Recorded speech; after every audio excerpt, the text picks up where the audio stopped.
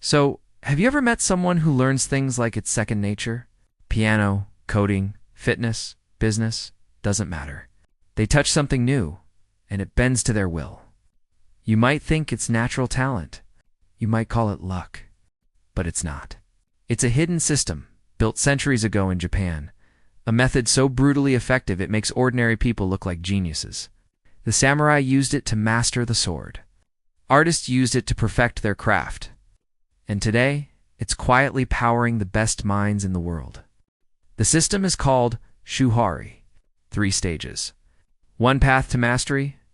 Miss any stage and you stay average forever. Follow it completely. And you'll learn anything faster than anyone around you. Let's start with stage 1. Shu. The stage of learning. This is where most people fail, because they hate submission. But mastery begins with obedience. In this stage, you don't question. You don't innovate. You absorb. Like a sponge, you take in every detail, every rule, every repetition. Your ego will scream for creativity, but creativity without foundation is chaos. The Japanese say, imitate before you innovate. That's not weakness, that's wisdom. When a swordsman starts his training, he doesn't design a new blade. He learns to hold it properly. He repeats the same strike 10,000 times. Why? Because the human mind learns through ritual and repetition. If you skip this, you're building a palace on sand. Shu is painful. It's boring. It feels like nothing is happening. But every repetition is sharpening your blade. Every mistake is burning away your weakness. Respect the rules.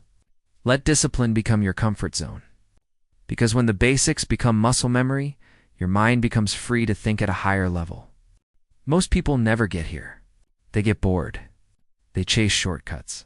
And that's why they stay stuck forever learning, never mastering. Once you've lived through the discipline of Shu, you enter the stage of breaking. This is where you start asking questions. Why does this rule exist? What happens if I bend it? You begin to experiment not from arrogance, but from understanding. The box that once confined you becomes a playground. You take what you've learned and twist it, shape it, rebuild it. This is where originality is born.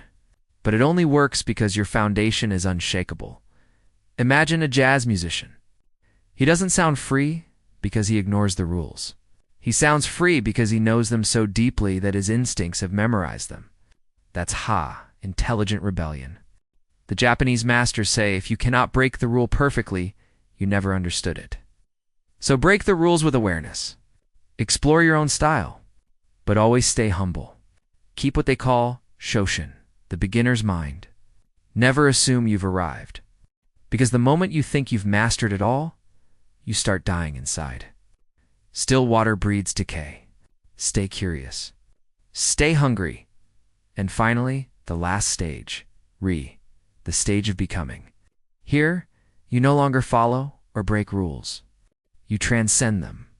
The skill is no longer something you do, it's something you are. The brush moves before you think.